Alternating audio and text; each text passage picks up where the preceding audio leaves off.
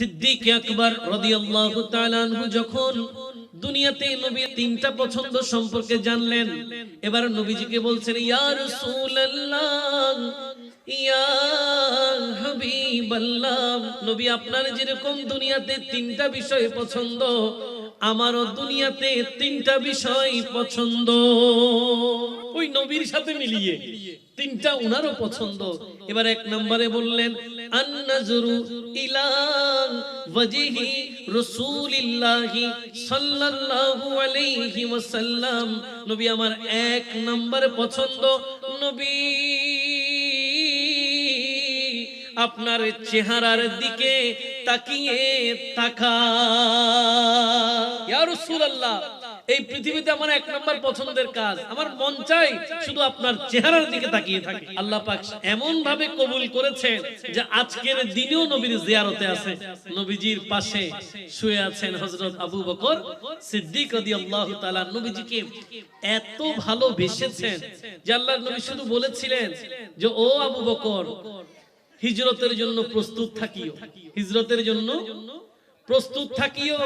কখন হবে, কবে হবে, কয় তারিখ হবে, কোনটা কিছু বলে নবী বলেছেন, তিনি প্রস্তুতি নিয়েছেন। সেই দিন গিয়েই বাজার থেকে দুইটা ওট কিনেছেন হিজরতের প্রস্তুতির জন্য, একটা নবীর, একটা নিজের। উচ্চ আওয়াজে বলেন সুবহান। একটার নাম কাসওয়া, একটার নাম আদবা, যেটা পরবর্তীতে উনাদের হিজরতের সাথী হিসেবে ছিল। উচ্চ আওয়াজে বলেন না সুবহান। রাসূল আকরাম সাল্লাল্লাহু আলাইহি ওয়াসাল্লাম হঠাৎ করে হিজরতের সিদ্ধান্ত, নবীজি রাহমাতুল লিল আলামিনকে আল্লাহ পাক বলে দিলেন যে হাবিব, আপনি আজকে রাতেই সফর করবেন, যাত্রা করবেন, মক্কা ছেড়ে মদিনার উদ্দেশ্যে রওনা দিয়ে দেন। সিদ্দিক আকবর রাদিয়াল্লাহু তাআলা আনহুকে এখনো বলা হয় নাই, ওই যে কবে বলেছে প্রস্তুত থাকতে। নবীজি গেলেন গভীর অন্ধকার রাত্রিতে, বাইরে থেকে একটু ডাক দিলেন, কারণ চারিদিকে শত্রুরা ঘিরে রেখেছে। এরকম একটা থমথমে কঠিন পরিস্থিতিতে সিদ্দিক আকবর রাদিয়াল্লাহু তাআলা আনহুকে আল্লাহর নবী একটা ডাক দিলেন, তিনি সাথে সাথে বললেন, লাব্বাইক ইয়া রাসূলুল্লাহ, হাবিব আপনার প্রেমে প্রস্তুত। কিছু কিছু বর্ণনায় আছে সিদ্দিক আকবর রাদিয়াল্লাহু তাআলা আনহুকে নবীজি প্রশ্ন করেছিলেন, ডাক দেওয়ার সাথে সাড়া দিলে তুমি কি ঘুমাও নাই?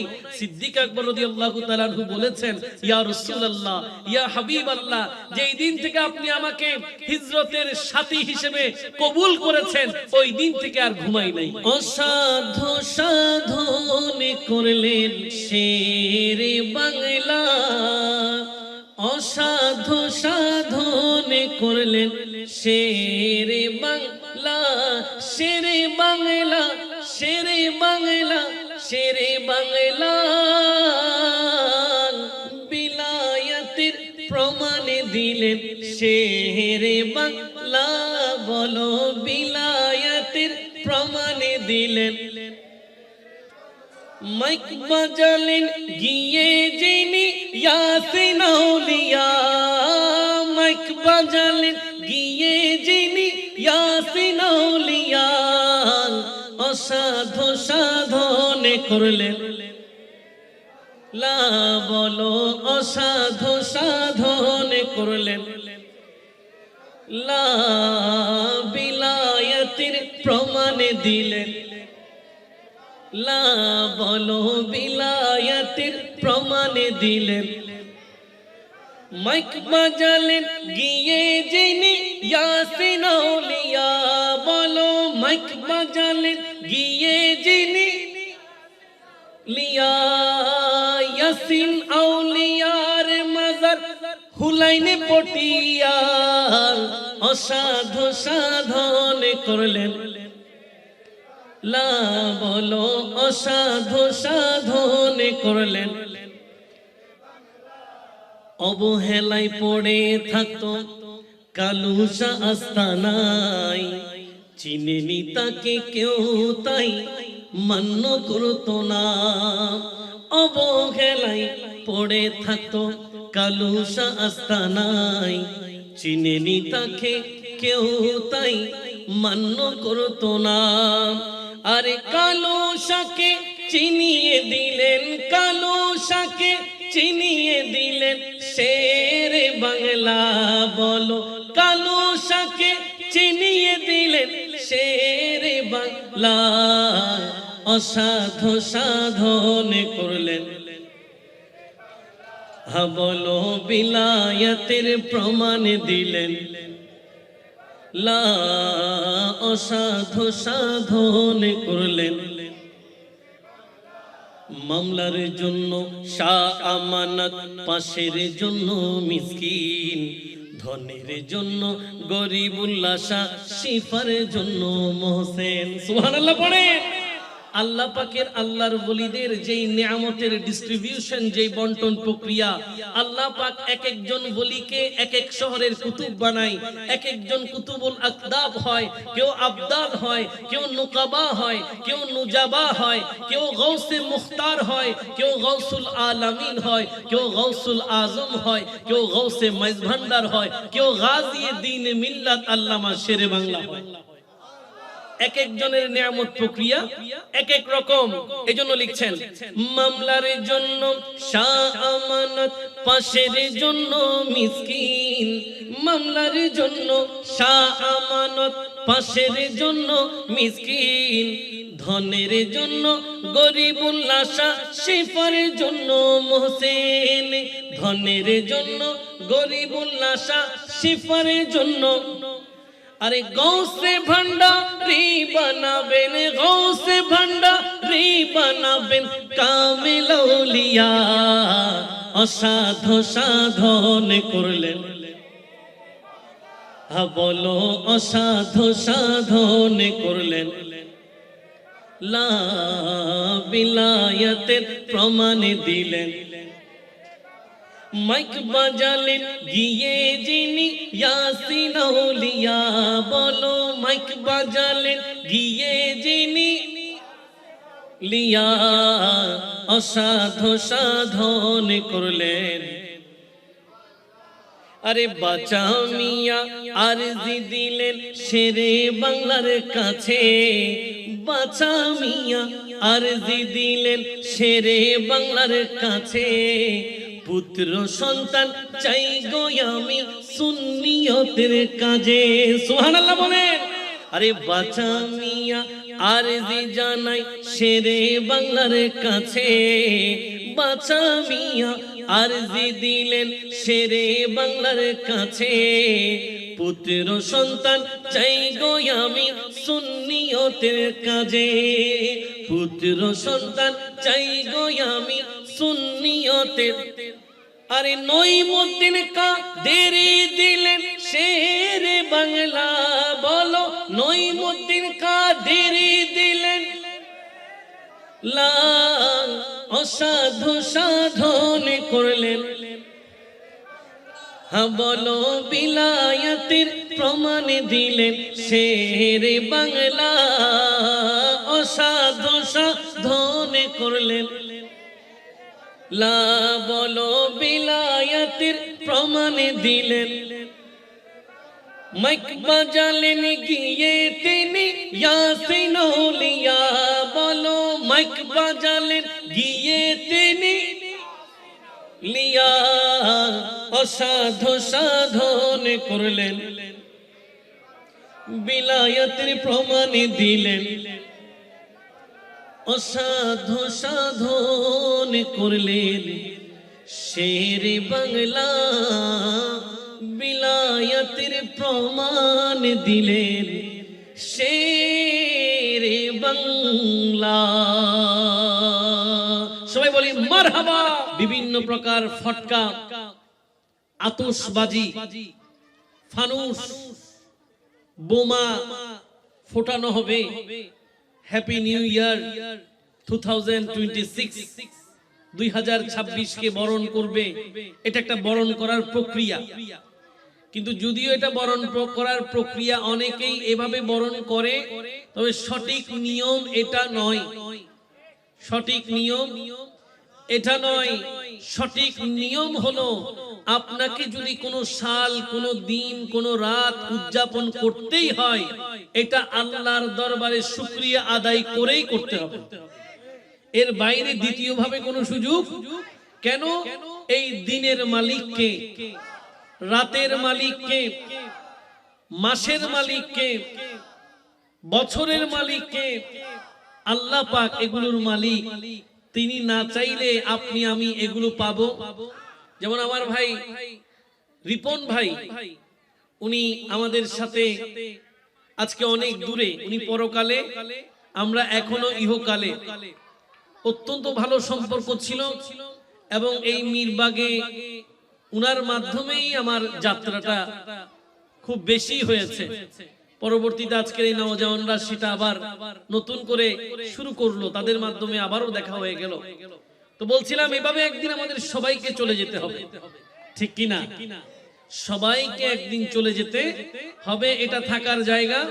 তো আল্লাহ যদি না চায় এই বছর আপনার নসিব হবে না, আল্লাহ যদি না চায় এই দিন আপনি পাবেন না, আল্লাহ যদি না চায় এই রাত আপনি পাবেন না। কাজেই যেহেতু আল্লাহ ভালোবেসে আপনাকে দিন দিল, রাত দিল, সময় আপনাকে আল্লাহ উপহার দিল, ওটা আল্লাহর প্রেমে কাটাতে হবে, ঠিক কিনা? সেই জন্য আমরা আজকের এই রাতটাকে আল্লাহর প্রেমে কাটাতে চাই। আল্লাহ তৌফিক দান করুক। সবাই বলি একটু মহব্বতে আল্লাহুম্মা সাল্লি মাওলানা মুহাম্মদ ওয়া আলা সাইয়্যিদিনা। আসুন ভাইয়েরা, আমাকে চমৎকার দুটো বিষয় দিলেন। সময় যেইটুকু সাথে থাকে, মেহমানে আলা যতক্ষণ পর্যন্ত না আসে, ওই সংক্ষিপ্ত সময়ে আমি আমার অগুছালো বক্তব্য আপনাদের সামনে উপস্থাপন করতে চাই। আল্লাহ তৌফিক দান করুক। সবাই বলি আমিন। পবিত্র কোরআন আল কারীমের সূরা নাজম, এটার দুটো আয়াত আমি তিলাওয়াত করলাম, যেখানে ভাইয়েরা আমাকে যে বিষয়টা দিয়েছেন ওটার প্রতি দিক নির্দেশনা আছে। তারা আমাকে বিষয় দিলেন মিরাজুন নবী সাল্লাল্লাহু আলাইহি ওয়াসাল্লাম। একটু জোরে বলেন সুবহান। আরেকটা বিষয় দিয়েছেন, সময় যদি সাথে থাকে, শানে সিদ্দিকে আকবর রাদিয়াল্লাহু তাআলা আনহু, উনার আজমত নিয়ে, এবং সর্বোপরি উনাদের জিন্দেগি থেকে আমাদের করণীয়, এই আলোচ্য সূচির আলোকে আল্লাহ পাক আমাকে কিছু বলার, আমাদের সবাইকে মিলে আমল করার তৌফিক দান করুক। সবাই বলি আসুন কোরআন আল কারীমের মাধ্যমে আজকের আলোচনাকে শুরু করতে চাই। সবার মনোযোগ আছে? বিসমিল্লাহির রহমানির রহিম। فكان قاب قوسين أو أدنى فأوحى إلى عبده ما أوحى।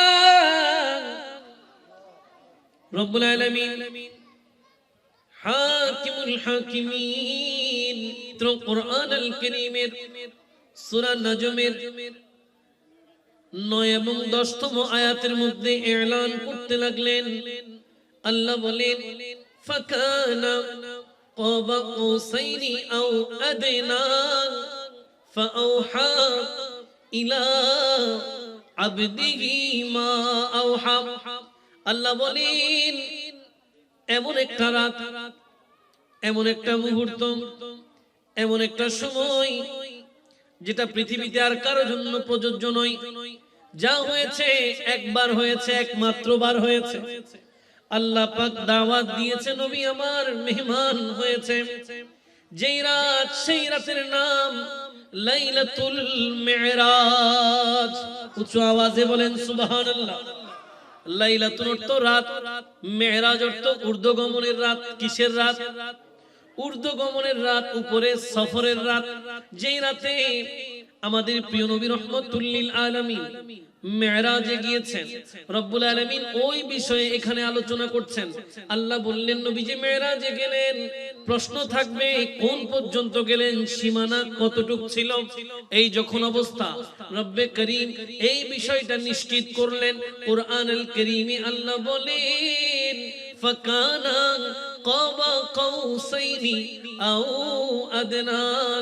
মেরাজের রাত্রিতে আমার হাবিব, আমার বন্ধু, আমার এত নিকটে এসেছে, এত নিকটে এসেছে, এত কাছে এসেছে, দুই ধনুকের মধ্যবর্তী যেই দূরত্ব, তার চেয়ে আল্লাহ রাসূল বেশি কাছে এসেছে।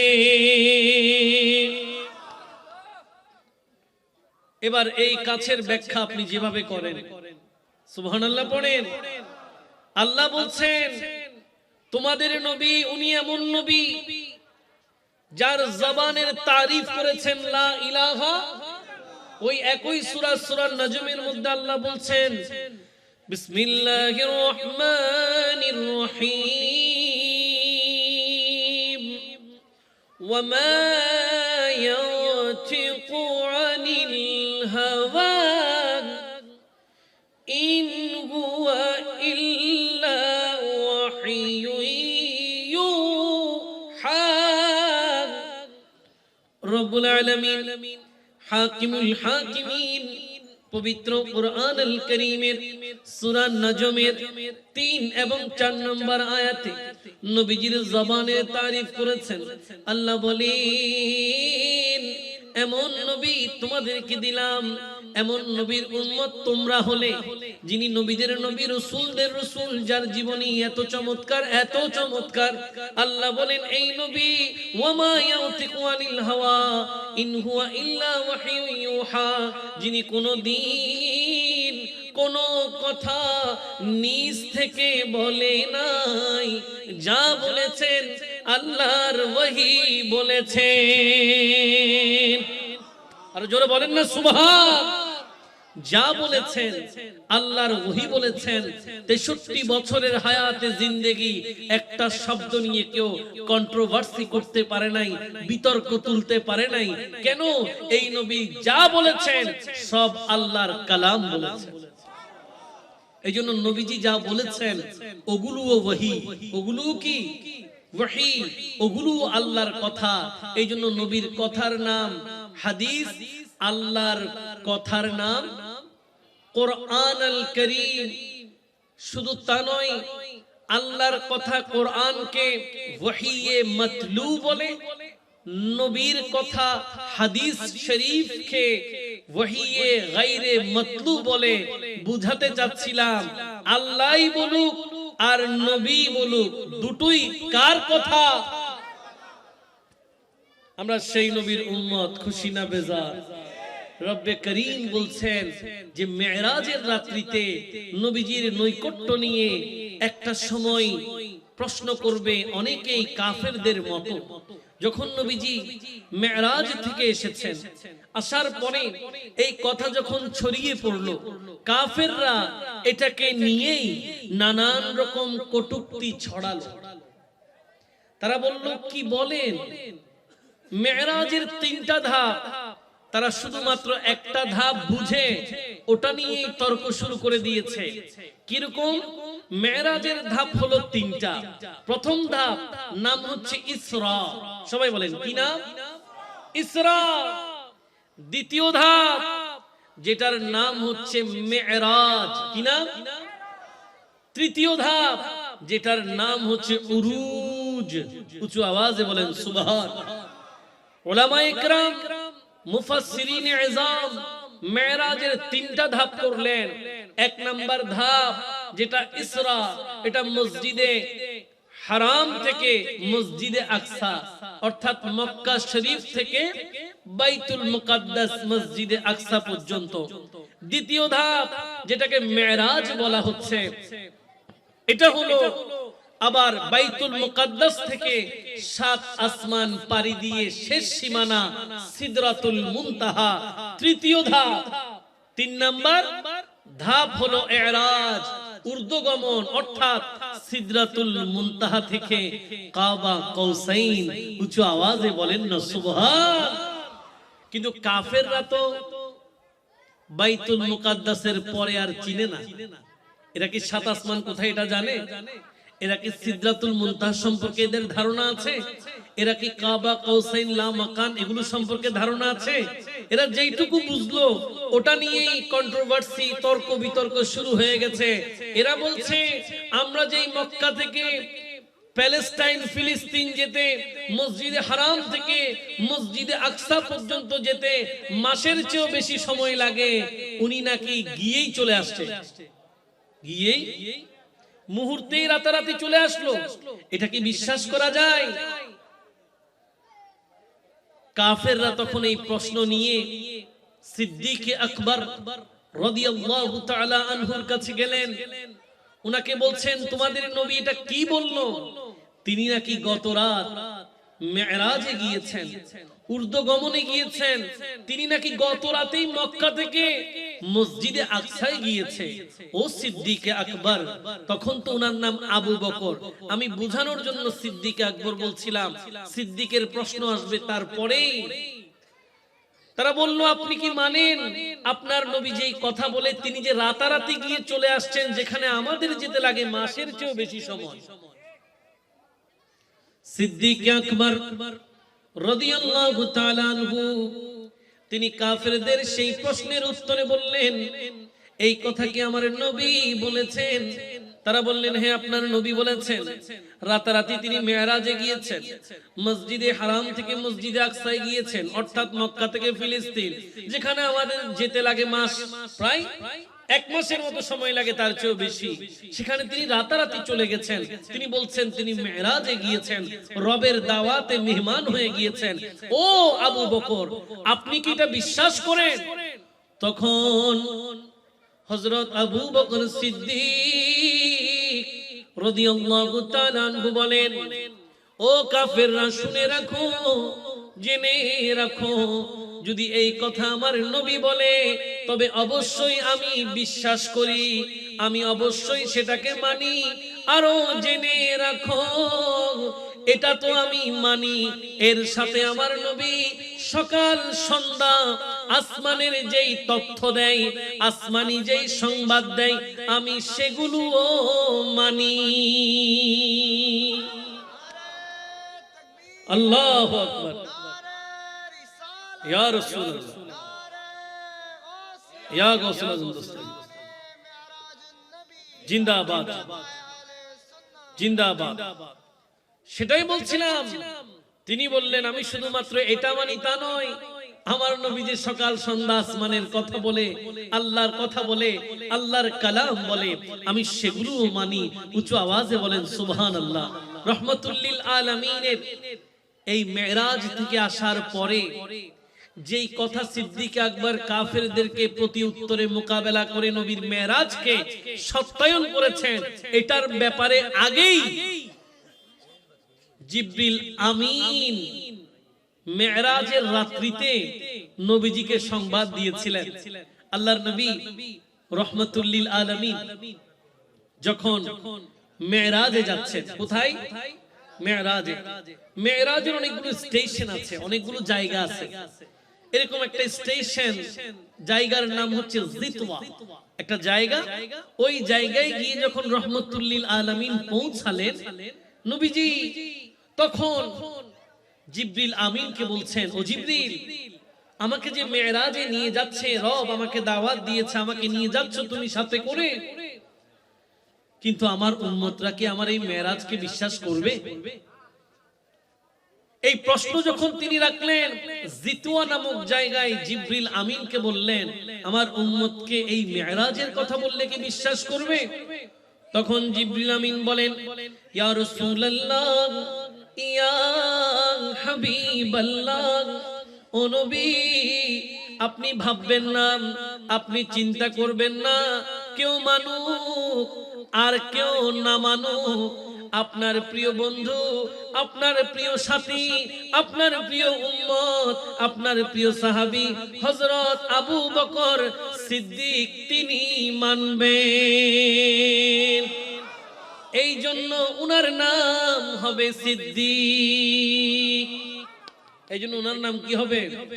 হযরত আবু বকর সিদ্দিক রাদিয়াল্লাহু তাআলা আনহু নবীজির জন্য এত দিওয়ানা ছিলেন, এত পাগল ছিলেন যে জীবনের প্রতিটা জায়গায় সব সময় নবীজির রেজামন্দি, নবীজির সন্তুষ্টিকে এক নম্বরে রাখতেন। নবী যা বলে তা। সুবহানাল্লাহ পড়েন। এরকম একদিন দরবারে রিসালতে আল্লাহর নবী কথা বলতে বলতে বললেন যে আমার প্রিয় সাহাবীরা, এই দুনিয়াতে আমার তিনটা বিষয় বড় পছন্দ। কয়টা? তিনটা আমার বড় পছন্দ। সাহাবায়ে কেরাম অপলক দৃষ্টিতে তাকিয়ে আছেন, দুনিয়াতেও নবীর পছন্দ আছে, সেই পছন্দ কি? রহমাতুল লিল আলামিন বললেন, এক নাম্বার আতর। সুবহানাল্লাহ পড়েন। এক নাম্বার কি? আতর, সুগন্ধি। আতর, সুগন্ধি। আপনারা আতর লাগান? জুমার দিন, ঈদের দিন, ভালো দিন, লাইলাতুল মেরাজ, লাইলাতুল বারাত, লাইলাতুল কদর, ঈদুল ফিতর, ঈদুল আযহা, ইয়াউমুল জুমা, महफिले मुस्तफा, महफिले जिक्र मुस्तफा সাল্লাল্লাহু আলাইহি ওয়াসাল্লাম, এরকম চমৎকার জায়গাগুলোতে আপনারা আতর ব্যবহার করবেন। কেন? কারণ এই আতর দুনিয়াতে আমার নবী পছন্দ করতেন। এক নাম্বার পছন্দ আতর। দ্বিতীয় নাম্বার নবী বললেন জীবন সঙ্গিনী স্ত্রী। সুবহানাল্লাহ বলেন। জীবন সঙ্গিনী স্ত্রী আমার পছন্দ। এই স্ত্রী অনেকের জীবনে জান্নাত নিয়ে আসে, এই স্ত্রী আবার অনেকের জীবনে জাহান্নাম নিয়ে আসে। নবী উত্তম নেককার সঙ্গিনীর কথা বলেছেন, যেই স্ত্রীর কারণে স্বামীর জীবনে নেক পরিবর্তন আসে। সুবহানাল্লাহ পড়েন। অনেক স্ত্রীর কারণে, অনেক স্ত্রীর ফাঁদে পড়ে স্বামীরা মায়ের সাথে বেয়াদবি করে, স্বামীরা বাবার সাথে বেয়াদবি করে, আপনজনদেরকে কষ্ট দেয়, নিজের বোনের জায়গা খেয়ে ফেলতে চায়, নিজের ভাইয়ের সম্পত্তি হরণ করতে চায়। ওই যে একজন সঙ্গী খারাপ হওয়ার কারণে এই জাতীয় কাজগুলো অন্যায় করতে গিয়েও কেউ বাধা দিচ্ছে। কিন্তু স্ত্রী যদি নেককার হয়, স্বামী যদি বক্কারও হয়, কোনো একটা ভুল কাজ করতে গেলে নেক স্ত্রী যদি সাথে থাকে, যে না আপনি এই কাজটা করছেন, ভুল করছেন, এটা করা যাবে না, আপনি মাকে কষ্ট দিতে পারবেন না, আপনি বাবাকে কষ্ট দিতে পারবেন না, আপনি আপনার বোনের সম্পদ এটা খেয়ে ফেলতে পারবেন না, আপনি আপনার ভাইয়ের জমি ঠিক মতো বুঝিয়ে দিতে হবে, আপনার ক্ষমতা আছে, শক্তি আছে, সুযোগ আছে, এরপরও আপনি হালাল ভাবে জীবন যাপন করুন। নেককার যদি স্ত্রী হয় তাহলে স্বামীকে এমন পরামর্শ দিবে, নবীজি সেই স্ত্রীর কথা বলেছেন, নেককার স্ত্রী পৃথিবীতে দুনিয়াতে নবীর পছন্দ। তিন নম্বরে রহমাতুল লিল আলামিন বলছেন যে আমার তৃতীয়তম পৃথিবীতে পছন্দ হলো নামাজ, যেই নামাজে অন্তর জুড়ায়। উচ্চ আওয়াজে বলেন সুবহান। রহমাতুল লিল আলামিন নামাজকে পছন্দ করতেন। আজকে আমরা নামাজকে অনেকেই পছন্দ করতে চাই না, অথচ এই নামাজের মাধ্যমে বান্দার মেরাজ করার সুযোগ আছে। বান্দার কি আছে? আল্লাহর দিদার পাওয়ার সুযোগ আছে। এইজন্য তো আমরা পড়ি, শুনি, as-salatu mi'rajul mu'minin, নামাজ ঈমানদারদের জন্য মেরাজ। নামাজটা যদি বান্দা নামাজের মতে পড়ে তাহলে ওই নামাজেই সে আল্লাহর দিদারে ধন্য হয়ে যাবে। আল্লাহ আমাদেরকে সেইভাবে নামাজ পড়ার তৌফিক দিক। সবাই বলি আমরা নামাজের ব্যাপারে উদাসীন, অথচ রহমাতুল লিল আলামিন বলেন আউয়ালু মা ইউহাসাবু বিহিল আবদ ইয়াউমাল কিয়ামাতিস সালাত, কাল কিয়ামতের ময়দানে বান্দা তোমার জন্য সর্বপ্রথম যেই প্রশ্ন হবে ওটা নামাজ নিয়ে হবে। সেই প্রথম প্রশ্নের যত্ন নেওয়ার দরকার আছে না নাই? যত্ন নিলে লাভ না ক্ষতি? লাভ না ক্ষতি? লাভ। শুধু লাভ নয়, আপনি নামাজের যত্ন নিতে গেলে আপনাকে আগে ওযুর যত্ন নিতে হবে, ঠিক না? এবার যখন নামাজকে দামি করতে চাইবেন আপনি ওযুর প্রতি যত্ন নেবেন। এই ওযু যখন আপনি ঠিকঠাক করবেন, রাসূল আকরাম বলেন কাল কিয়ামতের ময়দানে ওযুর পানি যেই অঙ্গ প্রত্যঙ্গে লেগেছে এগুলো নূরের আলোতে কিয়ামতের ময়দানে আলোকিত হয়ে যাবে। আর আমি আমার সেই উম্মতদেরকে ডেকে ডেকে সুপারিশ করে আল্লাহর জান্নাতে নিয়ে যাব। কাজে আল্লাহ আমাদেরকে সঠিক পদ্ধতিতে ওযু করার, নামাজ আদায় করার তৌফিক দান করুন। সবাই বলি আমরা অনেকে আবার ওযু করি ভুল করি, নামাজ পড়ি ভুল পড়ি। এই জায়গাগুলো মাসলা মাসাইল শেখানোর ক্ষেত্রে আমি এই জায়গায় আপনাদেরকে বলতে চাই, আমাদের পীরে বাঙ্গাল আল্লামা সাবের শাহ মুদ্দা জিল্লুহুল আলী উনি যুগান্তকারী চমৎকার একটি প্রোগ্রাম রেখেছেন, যেন আপনাদের দ্বীন দুনিয়া মাযহাব মিল্লাত মাসলা মাসাইল যাবতীয় কায়দা ইবাদতের নিয়ম যেন শিখতে পারেন। এইজন্য হুজুর কেবলা একটা প্রোগ্রাম রেখেছেন, সেটা হচ্ছে দাওয়াতে খায়ের মজলিস। সুবহানাল্লাহ পড়েন। দাওয়াতে খায়ের মজলিস গাউসিয়া কমিটি বাংলাদেশের একটা প্রাইম ওয়ার্ক, একটা খুবই গুরুত্বপূর্ণ একটা জিম্মাদারি দায়িত্ব। তো আমি এই জায়গায় বলবো, যেখানেই আপনারা দাওয়াতে খায়ের মজলিসের দাওয়াত পাবেন সেখানেই ছুটে যাবেন, বসলেই কোনো না কোনো মাসলা মাসাইল আপনি শিখতে পাবেন। ওটার কারণে আপনার নামাজ রোজা হজ যাকাত ঠিকঠাক হবে, এগুলোর বিনিময়ে নবীজির সুপারিশ নসিব হবে। আল্লাহ তৌফিক দান করুক। সবাই বলি রাসূল আকরাম সাল্লাল্লাহু আলাইহি ওয়াসাল্লাম দুনিয়াতে এই তিনটা বিষয় পছন্দ করতেন, সাহাবায়ে কেরামদেরকে জানালেন। সিদ্দিক আকবর রাদিয়াল্লাহু তাআলা আনহু যখন দুনিয়াতে নবীর এই তিনটা পছন্দ সম্পর্কে জানলেন, এবার নবীজিকে বলছেন, ইয়া রাসূলুল্লাহ ইয়া হাবিবাল্লাহ, নবী আপনার যেরকম দুনিয়াতে তিনটা বিষয় পছন্দ, আমারও দুনিয়াতে তিনটা বিষয় পছন্দ। কয়টা? ওই নবীর সাথে মিলিয়ে তিনটা উনারও পছন্দ। এবার এক নম্বরে বললেন, আন-নাজরু ইলা ওয়াজহি রাসূলিল্লাহি সাল্লাল্লাহু আলাইহি ওয়াসাল্লাম, নবী আমার এক নম্বরে পছন্দ, নবী আপনার চেহারার দিকে তাকিয়ে তাকা।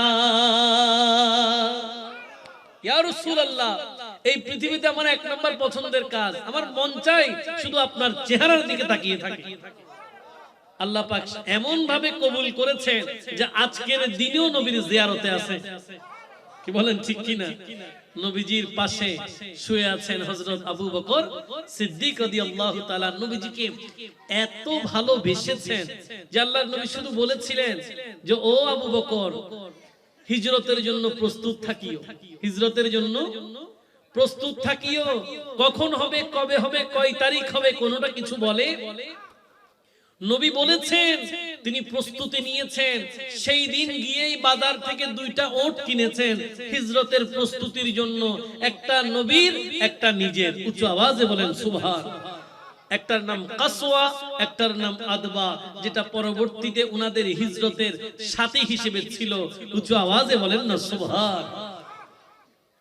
রাসূল আকরাম সাল্লাল্লাহু আলাইহি ওয়াসাল্লাম হঠাৎ করে হিজরতের সিদ্ধান্ত, নবীজি রাহমাতুল লিল আলামিনকে আল্লাহ পাক বলে দিলেন যে, হাবিব আপনি আজকে রাতেই সফর করবেন, যাত্রা করবেন, মক্কা ছেড়ে মদিনার উদ্দেশ্যে রওনা দিয়ে দেন। সিদ্দিক আকবর রাদিয়াল্লাহু তাআলা আনহুকে এখনো বলা হয় নাই, ওই যে কবে বলেছে প্রস্তুত থাকতে। নবীজি গেলেন গভীর অন্ধকার রাত্রিতে, বাইরে থেকে একটু ডাক দিলেন, কারণ চারিদিকে শত্রুরা ঘিরে রেখেছে। এরকম একটা থমথমে কঠিন পরিস্থিতিতে সিদ্দিক আকবর রাদিয়াল্লাহু তাআলা আনহুকে আল্লাহর নবী একটা ডাক দিলেন, তিনি সাথে সাথে বললেন, লাব্বাইক ইয়া রাসূলুল্লাহ, হাবিব আপনার প্রেমে প্রস্তুত। কিছু কিছু বর্ণনায় আছে সিদ্দিক আকবর রাদিয়াল্লাহু তাআলা আনহুকে নবীজি প্রশ্ন করেছিলেন, ডাক দেওয়ার সাথে সাড়া দিলে তুমি কি ঘুমাও নাই? সিদ্দিক আকবর রাদিয়াল্লাহু তাআলা আনহু বলেছেন, ইয়া রাসূলুল্লাহ, ইয়া হাবিবাল্লাহ, যেই দিন থেকে আপনি আমাকে হিজরতের সাথী হিসেবে কবুল করেছেন, ওই দিন থেকে আর ঘুমাই নাই। হযরত আবু বকর সিদ্দিক রাদিয়াল্লাহু তাআলা তিনি বললেন, ইয়া রাসূলুল্লাহ, এক নাম্বার আমার পছন্দ পৃথিবীতে আপনি নবীর চেহারার দিকে তাকিয়ে থাকা। দ্বিতীয় নাম্বার বললেন, ইয়া রাসূলুল্লাহ, ইয়া হাবিবাল্লাহ, ও নবী আমার একটা কন্যা সন্তান আছে। সুবহানাল্লাহ। কি সন্তান? আমার একটা কন্যা সন্তান আছে, একটা মেয়ে আছে। নবী মন চাই আমার মেয়েটাকে আপনার কদমে কুরবান করে দিতে। আমার ইচ্ছা আমার মেয়েটাকে আপনার হাতে তুলে দিতে, সুপর্দ করতে মন চায়। রব্বে করিম সেটাও কবুল করেছেন। রাসূল আকরাম সাল্লাল্লাহু আলাইহি ওয়াসাল্লামের স্ত্রীদের মধ্যে সবচেয়ে কনিষ্ঠা, সবচেয়ে ছোট যিনি ছিলেন তিনি হচ্ছেন উম্মুল মুমিনিন হযরত মা আয়েশা সিদ্দিকা রাদিয়াল্লাহু তাআলা আনহা। উচ্চ আওয়াজে বলেন না সুবহান। এবং সবচেয়ে চমৎকার ব্যাপার, তথ্যের ব্যাপার হচ্ছে মা আয়েশা সিদ্দিকা রাদিয়াল্লাহু তাআলা আনহা সাহাবীদের স্বর্ণালী যুগে একজন শ্রেষ্ঠ মুফতিয়া ছিলেন। কি ছিলেন? উনার কাছে সবাই ফতোয়া নিতে আসতেন, বড় বড় সাহাবী থাকতেও এত বড় জাইয়িন আলেমা ছিলেন তিনি। শুধু তা নয়, উলুমে হাদিস, সায়েন্স অফ হাদিসের মধ্যে উনার বিশাল অবদান আছে। হাদিস বর্ণনাকারী সবচেয়ে বেশি যারা হাদিস বর্ণনা করেছেন এরকম ব্যক্তি হচ্ছেন 7 জন। কয়জন? হাদিসের ক্যাটাগরি মানে নবীজির থেকে যারা হাদিস বর্ণনা করেছেন 7 জন সাহাবী এমন আছেন যাদের হাদিসের বর্ণনার সংখ্যা 1000-এর উপরে। সুবহানাল্লাহ পড়েন। সাহাবায়ে কেরামের একটা লম্হা, একটা মুহূর্ত যদি নবীর সাথে এত দামি হয়, যারা হাদিস বর্ণনা করেছেন ওরা নবীর সাথে কতটুকু ছিলেন চিন্তা করেন। সেই জায়গায় 7 জন যারা, এর মধ্যে 6 জন পুরুষ। 6 জন কি পুরুষ সাহাবী, আর একজন শুধুমাত্র মহিলা যিনি সবচেয়ে বেশি হাদিস বর্ণনা করেছেন 7 জনের একজন। উনি হচ্ছেন হযরত মা আয়েশা সিদ্দিকা রাদিয়াল্লাহু তাআলা আনহা। একটু জোরে বলেন না সুবহান। মা আয়েশা সিদ্দিকা রাদিয়াল্লাহু তাআলা আনহার হাদিস বর্ণনার সংখ্যা 2210। 2210টা হাদিস নবী থেকে তিনি বর্ণনা করেছেন।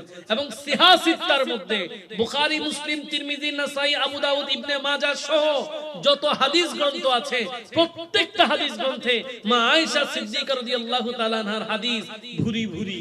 উঁচু আওয়াজে বলেন না সুবহান।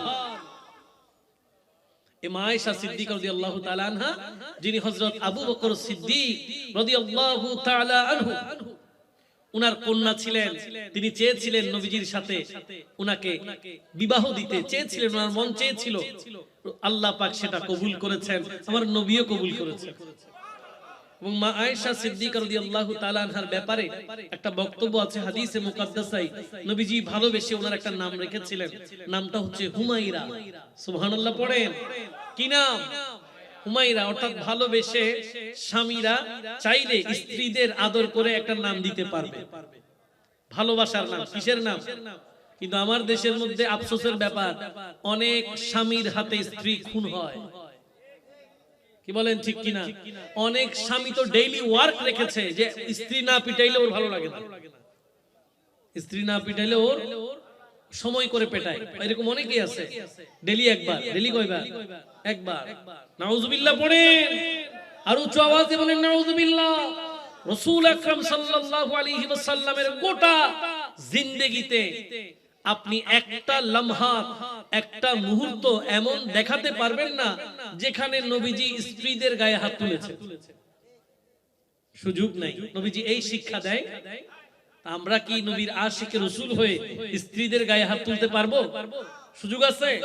আল্লাহ আমাদেরকে হেফাজত করুক। সবাই বলি হ্যাঁ। কোথাও কোথাও তাদের সীমা লঙ্ঘন হয়ে যায়, কোথাও কোথাও তারা অতিরিক্ত করে ফেলে। এটার জন্য জিম্মাদারি কিন্তু আমাদের, কারণ আমরা প্রথম থেকে তাদেরকে ওইভাবে শিক্ষা দিতে পারি। আপনি বিবাহ যেদিন হয়েছে আমার নওজোয়ান ভাইরা যারা এই বানিয়াপাড়া তরুণ পরিষদের ব্যানারে আছেন, আগামী দিনে তারাও পারিবারিক বন্ধনে আবদ্ধ হবেন, আমরা দোয়া করি।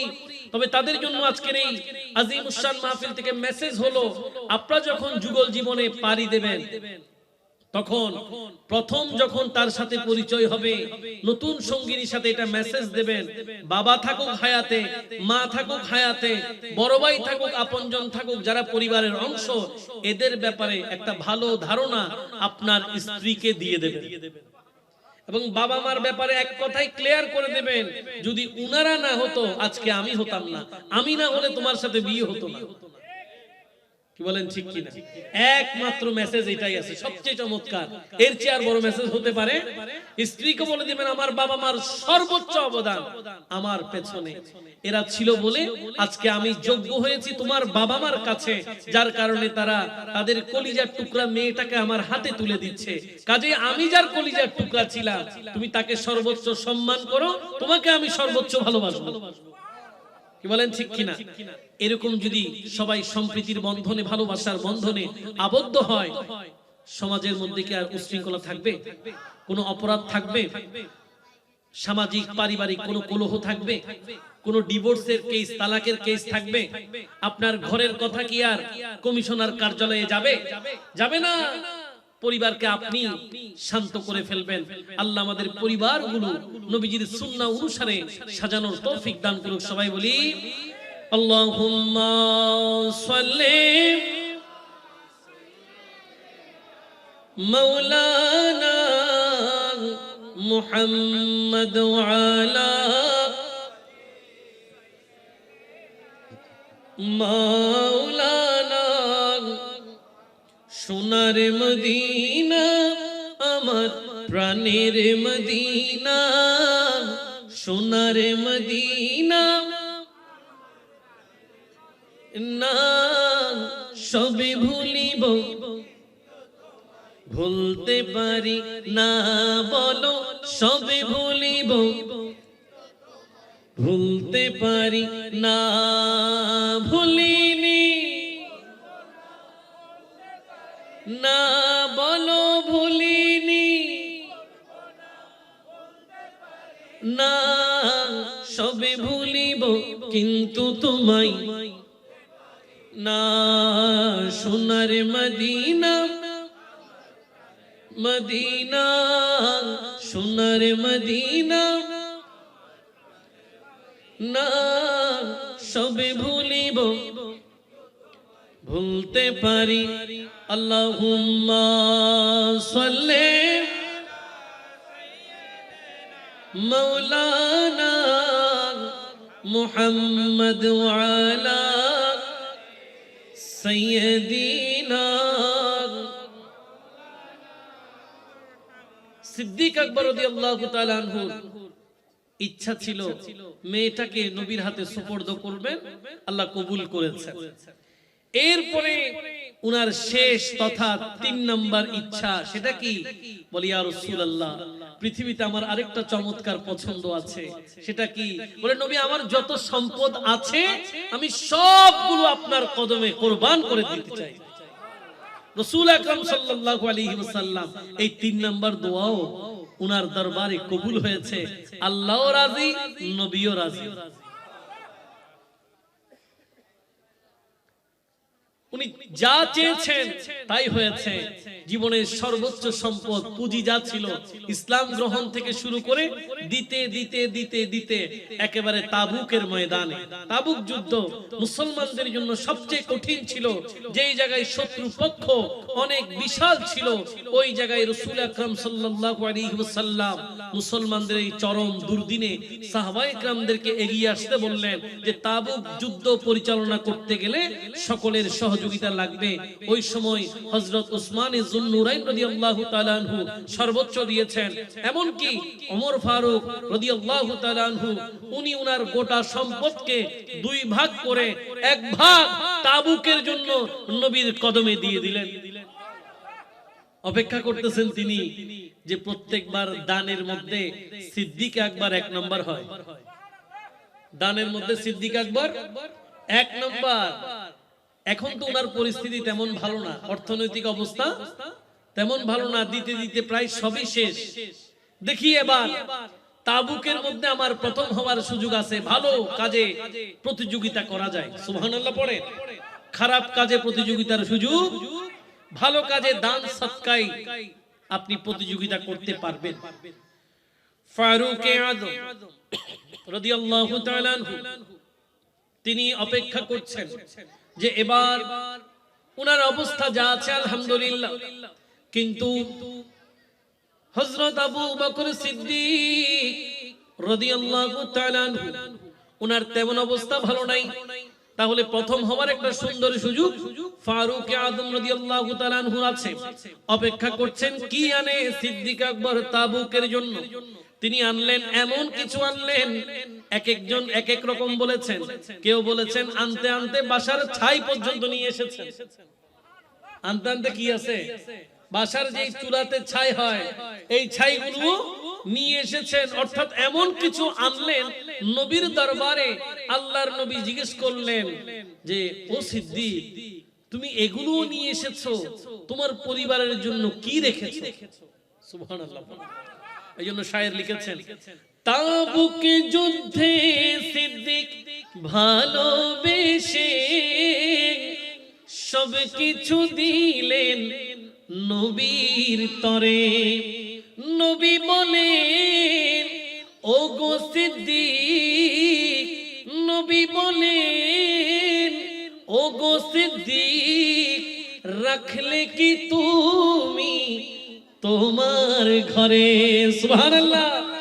সিদ্দিক বলে, তখন সিদ্দিক বলে ও গো নবী, রেখেছি শুধু আল্লাহ রাসূল, রেখেছি শুধু আল্লাহ রাসূল।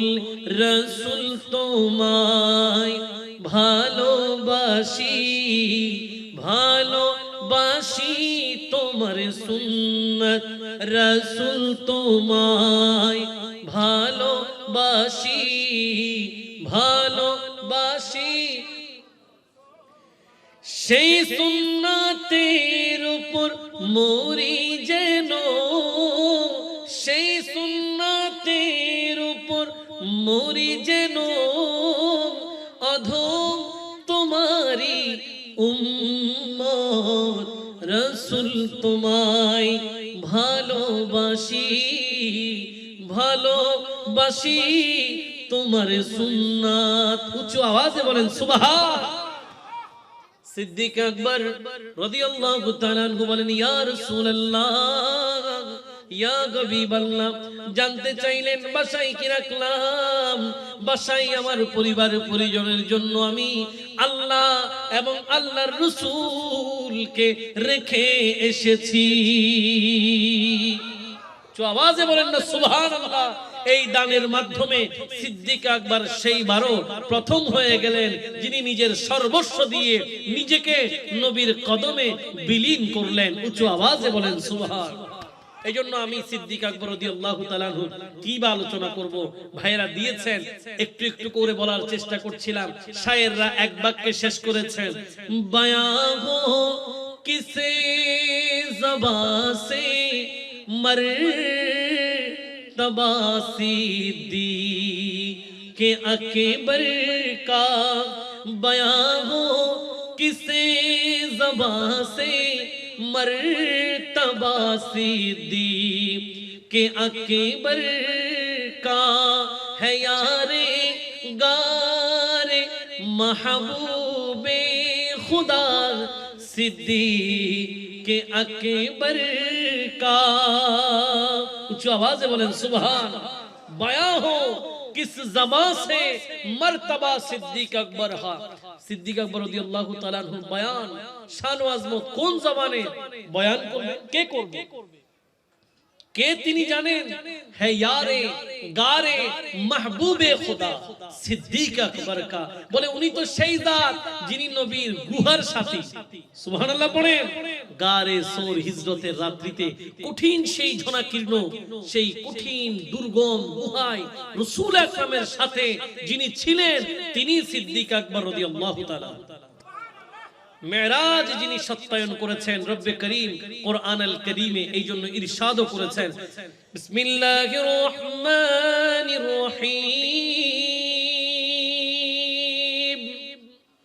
ওয়াল্লাযী জাআ বিস-সিদকি ওয়া সাদ্দাক বিহি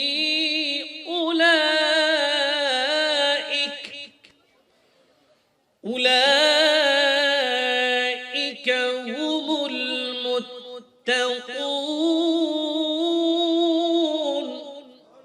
রব্বুল আলামিন হাকিমুল হাকিমিন এলান করতে লাগলেন ওয়াল্লাযী জাআ বিস-সিদক, যিনি সত্য ধর্ম নিয়ে এসেছেন, ওয়া সাদ্দাকা বিহি, যিনি এই ধর্মের সত্যায়ন করেছেন, অর্থাৎ যিনি সত্য ধর্ম নিয়ে এলেন, প্রিয় নবী আনলেন, আর যিনি সত্যায়ন করলেন মানে সিদ্দিক আকবর রাদিয়াল্লাহু তাআলা আনহু, যিনি নবীর এই ধর্মকে সত্যায়ন করলেন। আল্লাহ বলেন উলাইকা হুমুল মুত্তাকুন, এরা উভয়ই মুত্তাকি, এরা উভয়ই মুত্তাকি। উচ্চ আওয়াজে বলেন সুবহানাল্লাহ। মিরাজে মুস্তাফা সাল্লাল্লাহু আলাইহি ওয়াসাল্লামের কথা বলছিলাম। যখন রাসূল আকরাম সাল্লাল্লাহু আলাইহি ওয়াসাল্লাম মিরাজ থেকে এসে গেলেন, সব দিকে কথা ছড়িয়ে গেল। সিদ্দিক আকবর রাদিয়াল্লাহু তাআলা আনহুর কাছে কাফেররা প্রশ্ন করলেন। সিদ্দিক আকবর রাদিয়াল্লাহু তাআলা আনহু নবীজির কথাকেই সমর্থন করেছেন, অথচ রহমাতুল লিল আলামিন এখনো উনাকে কিছু বলে। এইজন্য আগে থেকেই জিবরিল আমিন বলে দিয়েছেন, ইয়া রাসূলুল্লাহ, মেরাজে যাচ্ছেন, আপনি চিন্তিত হবেন না। কেউ মানুক আর না মানুক, আপনার মেরাজ আপনার বন্ধু, আপনার সাহাবী সিদ্দিক আকবর মানবে। রাসূল আকরাম সাল্লাল্লাহু আলাইহি ওয়াসাল্লাম মেরাজে গেলেন। মেরাজ এটা উম্মতের জন্য এত বড় একটা ব্যাপার, এত বড় একটা নিয়ামতের সুসংবাদ, যেটা বলে শেষ করা যাবে না, বলে শেষ করা। অথচ সেই উম্মত মেরাজের রাত্রিতে ঘুমাই, মেরাজের রাত্রিতে কি ঘুমাই, এই রাতটাকে উদযাপন করে না। অনেক জায়গায় আবার একেবারে তালা মেরে দেয় মসজিদ, মসজিদ ডিরেক্ট কি একেবারে তালা মেরা। হুজুরে ওয়াজ করে দিছে, কিছু নাই, হুজুর বলে দিছে কি কোনো কিছু। মুসল্লি বলছে আর আমার টেনশন কি, হুজুর তো দায়িত্ব নিয়ে ফেলছে। নাউজুবিল্লাহ পড়েন। কিন্তু আমি আপনাদেরকে সহজ ভাষায় বলি, সব দলিল এক জায়গায়, সব দলিল এক জায়গায়। মেরাজের রাত্রিতে আল্লাহর নবী রাহমাতুল লিল আলামিন 5 ওয়াক্ত নামাজ এনেছেন। কথা ঠিক কি না? বলেন ঠিক কি না? এটা নিয়ে কোনো দ্বন্দ্ব আছে? কেউ এর বাইরে কখনো ওয়াজ করছে? সবাই বলে মেরাজের রাত্রিতে নামাজ এসেছে। তাহলে আমি আপনাদেরকে বলি, আচ্ছা যেই রাতে নামাজ আসলো ওই রাতেই যদি নামাজ না পড়ি, বিষয়টা কেমন লাগবে? ঠিক কি না? এটা তো আমাদের বিবেকের দুয়ারে হানি আঘাত। অন্তত 4 রাকাত নফল নামাজ তো এই রাতে পড়া উচিত। যারা পারবেন পড়বেন, ওরা তো অবশ্যই 12 রাকাত যা পড়তে পারেন নামাজ, সালাতুত তাসবিহ থেকে শুরু করে, সালাতুত তওবা থেকে শুরু করে, সালাতু হিফজুল ঈমান থেকে শুরু করে, সালাতুত তওবা থেকে শুরু করে যা পড়তে পারেন আলহামদুলিল্লাহ, কোনো অসুবিধা। কিন্তু যারা একদম রাজি নাই, এদেরকে বলবো 4 রাকাত নফল নামাজ পড়বেন না। এটা তো শুকরিয়া আদায় করার দরকার, সালাতুশ শুকর হইলেও পড়েন না। কেন? কারণ এই রাতে আপনার প্রিয় হাবিব মেরাজে গিয়েছেন। এমন জায়গা মেরাজ, এমন জায়গা মেরাজ যেখানে শুধু নবী গিয়েছেন, আর কেউ এর আগে যান নাই, আর কেউ যাবে না। কেউ যান নাই আর কেউ, খুদ জিবরিল আমিন সুবহানাল্লাহ পড়েন। মেরাজের প্রতিটা স্টেপে উনি আছেন। মসজিদে হারাম থেকে নবীজিকে আনতে গিয়েছেন, একেবারে বাইতুল মুকাদ্দাস।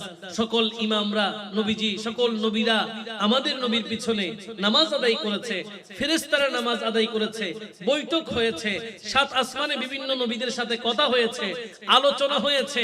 কিন্তু সিদরাতুল মুনতাহাই পর্যন্ত গিয়ে জিবরিল আমিন বলে, ইয়া রাসূলুল্লাহ, আর সামনে যাওয়ার সুযোগ নাই, আর সামনে যাওয়ার সুযোগ নাই। হাবিব, আমি যদি আরেকটা কদম সামনে দিই, আমি জিবরিলের অস্তিত্ব থাকবে, আমি আর সামনে যেতে পারবো না। শায়েররা বড় সুন্দর লিখেছেন, বলবো, কাহা জিবরিল নে সিদরাত লকে मेरे रसाई है, मेरे रसाई है कितनी मंजिले आगे নবী জানে खुदा जाने सलातुन या रसूल सलामुन या জিবরিল আমিন বলছে হাবিব সিদরাতুল মুনতাহা আমার শেষ সীমানা, এর আগে যাওয়ার সুযোগ, সামনে আর কত স্টেশন আছে, কত জায়গা আছে, কত মঞ্জিল আছে, নবী জানে আর খোদা জানে, নবী জানে আর। এই জন্য শায়েররা আরেক জায়গায় লিখেছেন, কি লিখলেন? হযরতে জিবরিল কা ইউ আনা জানা और है तालिबो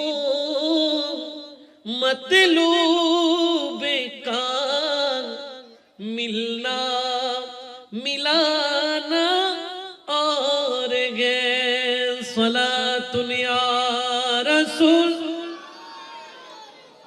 सलामुन या। একটু আওয়াজে বলেন না সুবহানাল্লাহ, কষ্ট হয়, খারাপ লাগে। बोले हजरत जिब्रील का यूं आना जाना और है। মেরাজের রাত্রিতে আলোচনার প্রতিটা জায়গায় জিবরিল আমিন নবীজির সাথে আছে, এটা আপনি আমি শুনেছি, শুনছি, শুনবো। কিন্তু শায়ের বললেন মেরাজের রাত্রিতে জিবরিল আমিনের আসা যাওয়া এটা এক বিষয়, কিন্তু আল্লাহ এবং নবীর দিদার এটা আরেক বিষয়। ওই জায়গায় আর কেউ, এই জন্য আমি শুরুতে যেখানে আলোচনা শুরু করেছিলাম সেই জায়গায় এটার ইঙ্গিত আছে। রব্বে করিম বলছেন বিসমিল্লাহির রহমানির রহিম فكان قاب قوسين أو أدنى فأوحى إلى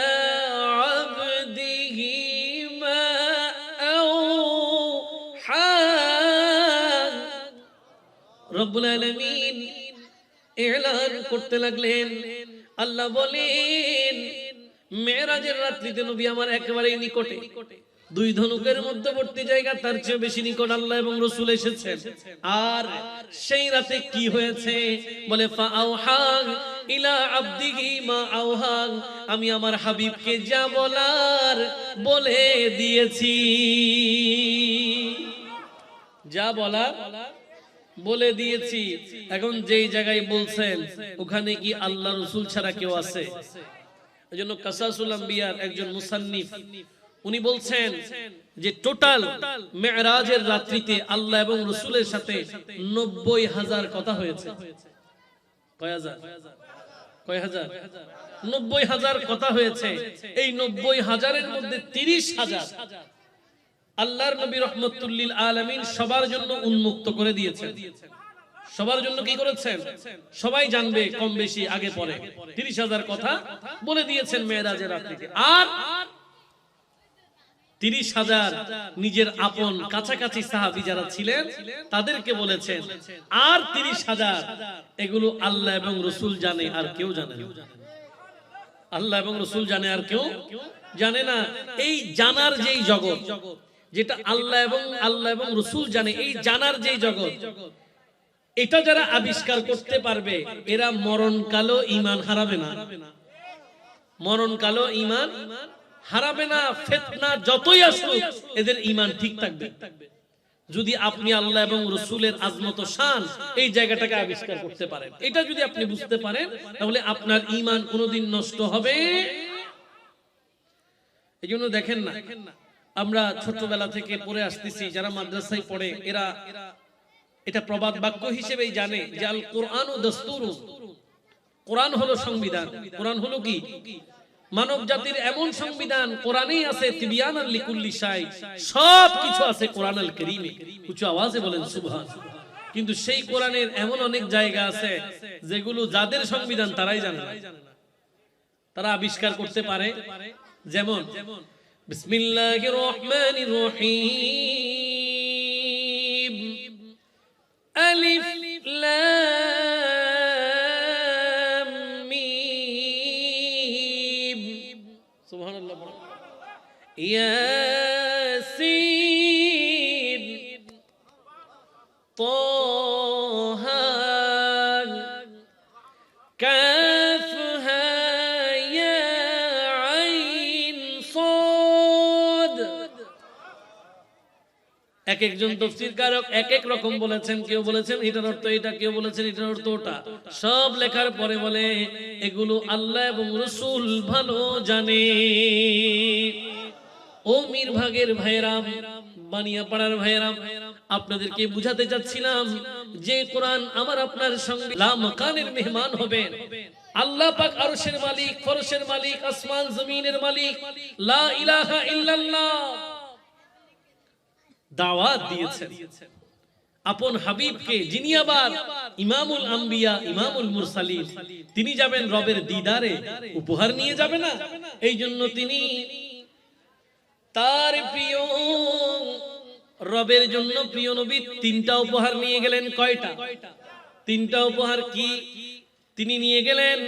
আত্তাহিয়াতু লিল্লাহি ওয়াস সালাওয়াতু ওয়াত তাইয়্যিবাত। উঁচু আওয়াজে বলেন সুবহানাল্লাহ। নবীজি নিয়ে গেলেন প্রভুর জন্য কিছু উপহার, কিছু চমৎকার পবিত্রতম কালেমা। আত্তাহিয়াতু লিল্লাহি ওয়াস সালাওয়াতু ওয়াত তাইয়্যিবাত। বলছে হে আমার রব, আমার সব দিয়ে আমি আপনার পবিত্রতা ঘোষণা করছি, আমার সবটুকু দিয়ে আপনার প্রশংসা, আপনার শুকরিয়া, আপনার কৃতজ্ঞতা জ্ঞাপন করছি। এখন রব্বে করিমের জন্য যখন আপন হাবিব উপহার নিয়ে গেলেন, এবার আল্লাহ তো কিছু উপহার দেবেন। আমাদের বাসায় নাস্তা আনলে আমরাও তো তাদেরকে আপ্যায়ন করি, ঠিক কিনা? এই নিজাম ওখান থেকেই আসছে, এগুলো আমরা বানাই নাই। রবের দরবারের মেহমান নামাজি থেকে সৃষ্টি জগতে সবার ঘরে মেহমানদারি আছে। এই জন্য যখন বান্দার ঘরে মেহমান আসে, আল্লাহর রহমত সাথে আসে। অনেকে মেহমান দেখলে রাগ করে, এটা ভুল। মেহমান আসবে মানে আপনার ঘরে রহমত হবে।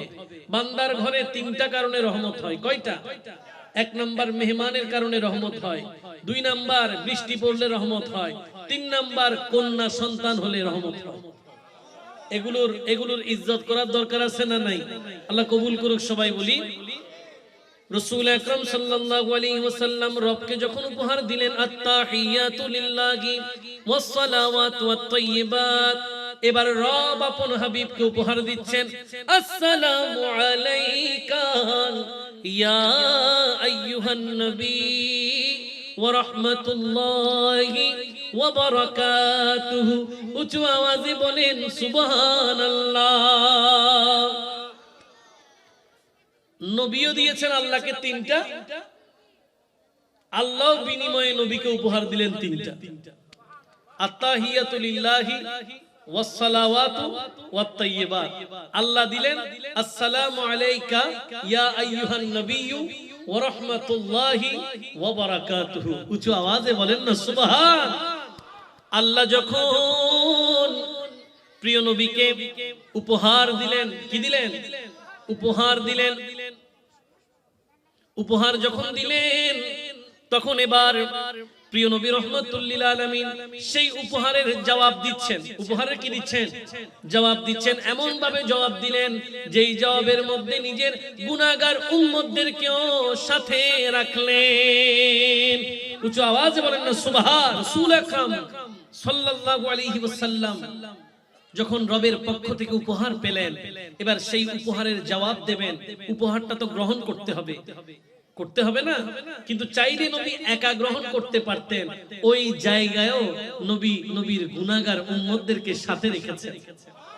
নবীজি সালাম নিচ্ছেন রবের পক্ষ থেকে, আসসালামু আলাইনা ওয়া আলা ইবাদিল্লাহিস সালিহিন। উচ্চ আওয়াজে বলেন সুবহানাল্লাহ। এই যখন মধুর সম্পর্ক, ফেরেশতারা বলে উঠলেন আশহাদু আল্লা ইলাহা ইল্লাল্লাহু ওয়াহদাহু লা শারীকা লা ওয়া আশহাদু আন্না মুহাম্মাদান আবদুহু ওয়া রাসূলুহু। উচ্চ আওয়াজে বলেন সুবহানাল্লাহ। যেটা বর্তমানে আমরা তাশাহুদের মধ্যে পড়ি, এটা মেরাজের রাত্রির উপহার আল্লাহ এবং রসুলের। এটা দুটো সেই চমৎকার জাতের মাধ্যমে পাওয়া এই উপহার, যেটা আমাদের নামাজে বড় গুরুত্বপূর্ণ। আল্লাহ পাক এই তাশাহুদের সঠিক নিয়ম আমাদেরকে জেনে নামাজে আমল করার তৌফিক দিক। সবাই বলি, আরো উচ্চ আওয়াজে বলি, আমি আমার মেরাজুন নবী সাল্লাল্লাহু আলাইহি ওয়াসাল্লাম এবং শানে সিদ্দিক আকবর রাদিয়াল্লাহু তাআলা আনহুর এই আলোচনা এখানেই ইতি টানবো। এভাবে টানবো যে আমাদের রাসূল আকরাম সাল্লাল্লাহু আলাইহি ওয়াসাল্লাম নবীজি বলেছেন, আনা ইমামুল আউয়ালিন ওয়াল আখিরিন ওয়ালা ফখরা। নবী বলছেন, আমি যারা পূর্বের এদেরও ইমাম, যারা পরে আসবে আমি এদেরও ইমাম। নবীর কোনো অহংকার।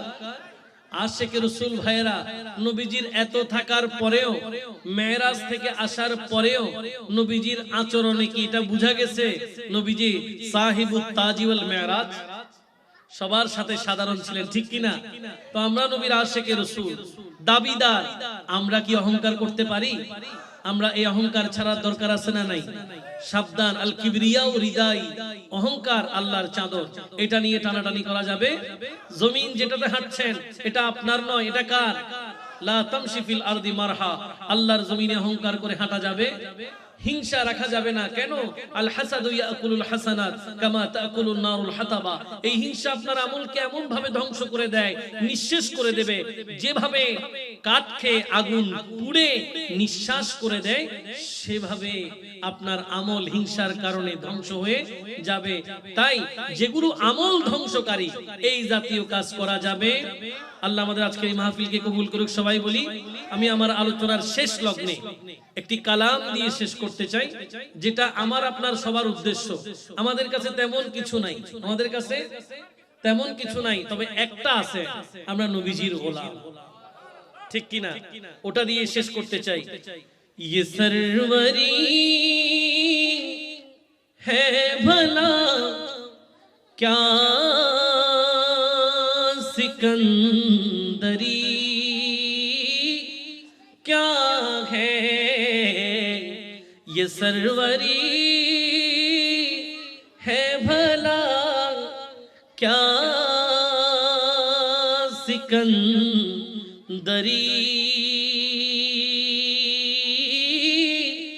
क्या है दरे नबी का गदा हूँ, मुझे कमी क्या है दरे नबी का गदा हूँ,